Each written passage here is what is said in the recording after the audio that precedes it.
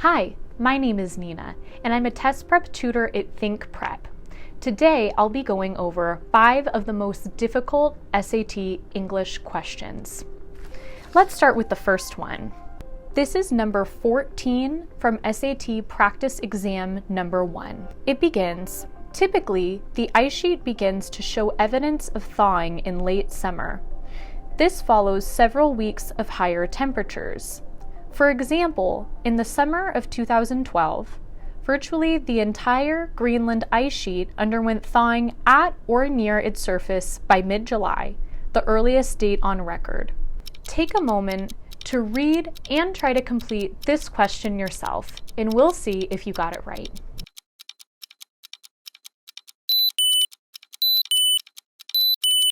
You may have noticed that I didn't just read the sentence that has the little 14 underlined in it.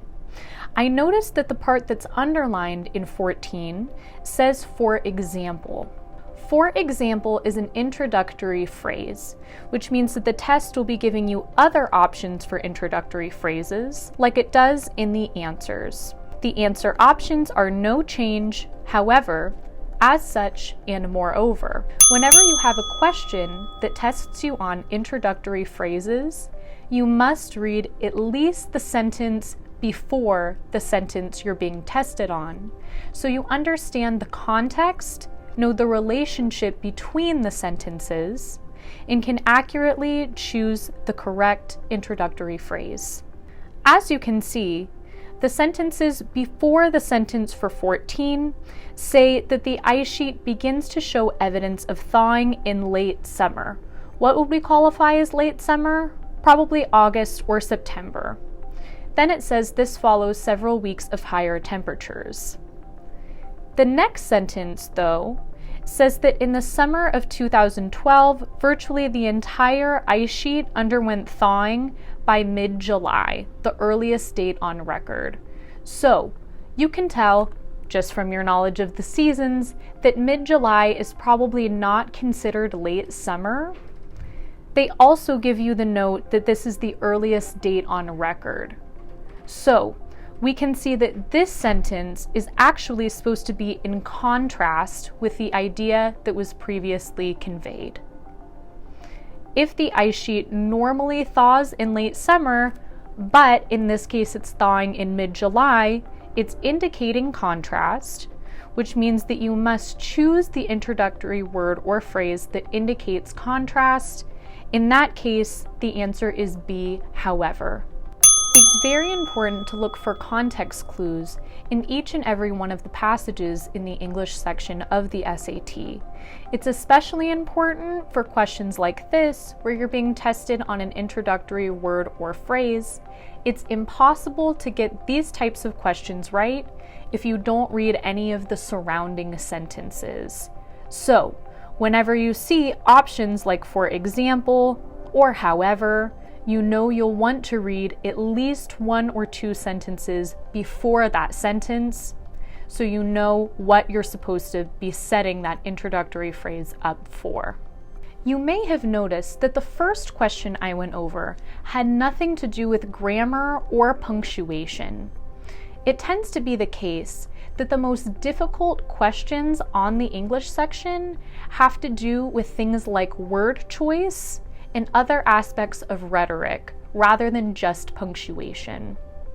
So you'll notice that this next question has to do with what information the writer is including. It's not asking you which one is grammatically correct. So this next one is from SAT Practice Exam 2, and it's number 4. It reads like this.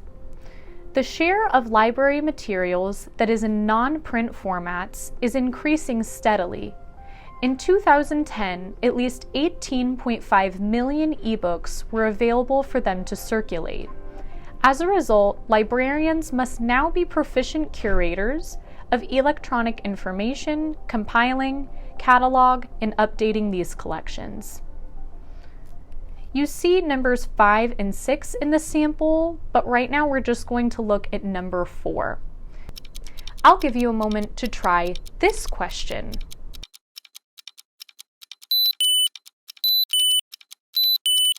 The question for number 4 says, at this point, and by at this point, they mean between the words formats and is, where you see the little number 4. At this point, the writer is considering adding the following information: ebooks, audio and video materials, and online journals. Should the writer make this addition here? Again, it's important to note that with questions like this, you don't need to examine the information to make sure that it's grammatically correct.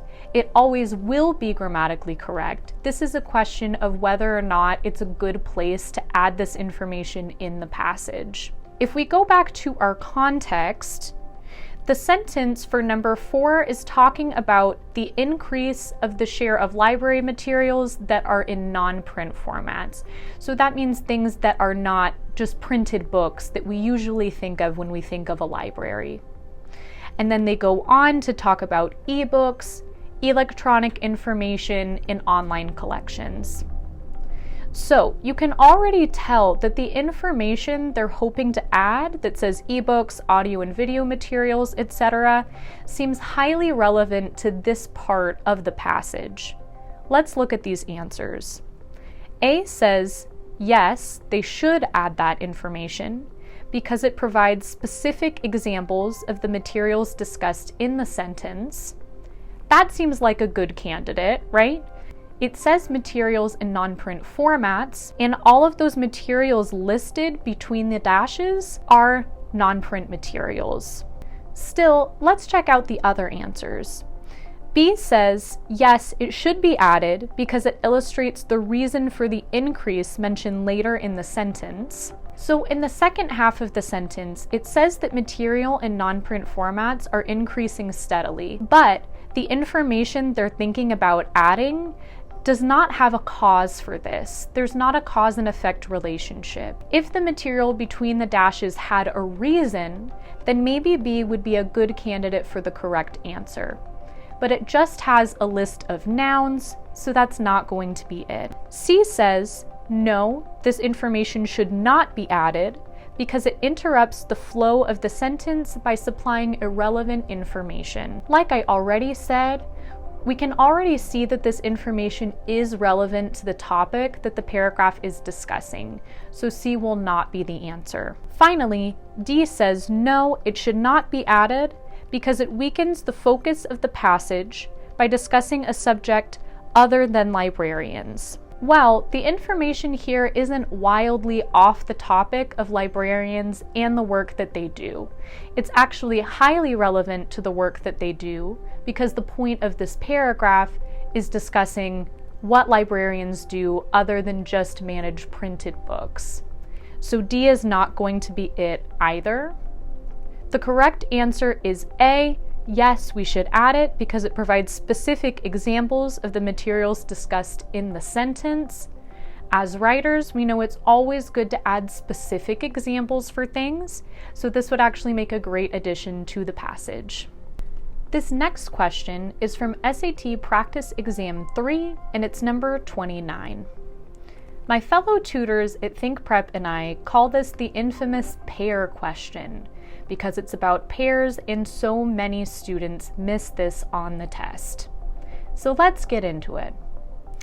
Let's read a little bit before the sentence for 29 so we're aware of our context.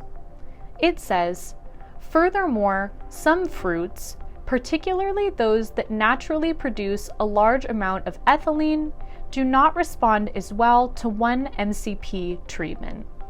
In the context of the passage, 1 MCP is a treatment that food processors give to fresh fruit so that they last longer in stores.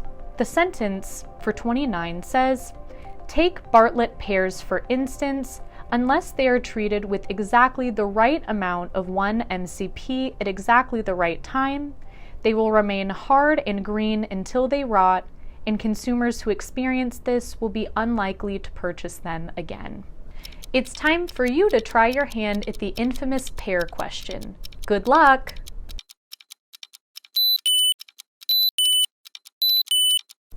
Unlike the previous questions I went over, this is a purely grammar question. So this is concerned with the punctuation used to separate words and clauses in the sentence. Let's go through each answer. A, no change would give you a comma splice. As a reminder, a comma splice is a grammatical error where you try to separate two independent clauses or complete sentences with a comma. You are not supposed to do this. Whenever you're trying to separate two independent clauses, you need either a period, a semicolon, or a comma and a conjunction. So, in this sentence, take Bartlett pears, for instance, is an independent clause. Then, unless they are treated with exactly the right amount, etc., the rest of the sentence is also an independent clause. So you can't just separate them with a comma. This is why A, no change, is not the answer. And while you're at it, you can knock out answer C as well, because that would also be a comma splice. Let's take a look at answer B. Answer B is the correct answer because it effectively utilizes the colon. Remember that in order to use a colon, the part before the colon must be an independent clause, which it is here. Answer D is wrong because it separates the idea at the wrong place. Imagine it says for example instead of for instance. The Bartlett pear is the example, so it needs to stay in the same sentence as that phrase without being separated by a period. This next question is from SAT Exam 9 and it's number 7. This next question I call the shrimp question because, like the pear question, many students miss it and it is about shrimp. So this question has to do with what information works best in the context of the paragraph. As you can see, the question asks which choice most effectively sets up the information in the next sentence. So not only do you have to read the next sentence, I recommend that you read at least a sentence before as well so you can understand the context. This question revolves around information, so you want to make sure you have as much information about the topic as possible before answering. There's a lot going on in this paragraph. Let's read a bit for context. The loihi shrimp spend most of their time grazing on the bacteria in evading another previously unknown species of shrimp. Shrimp of that species also graze on bacterial filaments as juveniles, resulting from their ability to cope with the noxious environment around the volcano. They feed on the loihi shrimp and other organisms that are overcome by the toxic plumes of volcanic gas and ash. Go ahead and try out this question yourself. Can you get it right?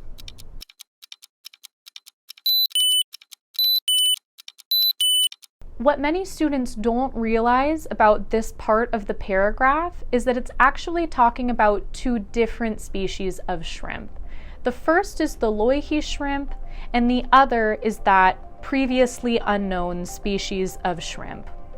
So in sentence 7, they are talking about the second species. The question is asking you to choose information that most effectively sets up the next sentence. And when we look at the next sentence, it's about the predation habits of this other species of shrimp, meaning what they eat, what their prey is as predators.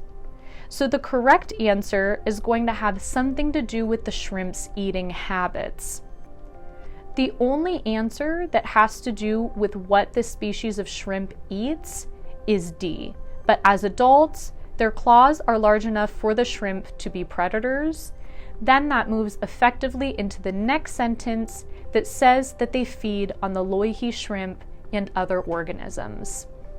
This last question we'll be going over is from SAT Practice Exam 11 and it's number 43. It says, job sharing initiatives may also involve some extra cost for companies, since the salaries and cost of benefits for 2 job sharing employees are usually higher than being for a single employee. Go ahead and try this last question.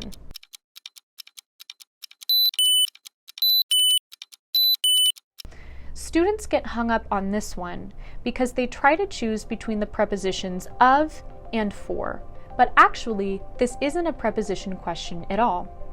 It's testing your ability to make grammatically correct comparisons.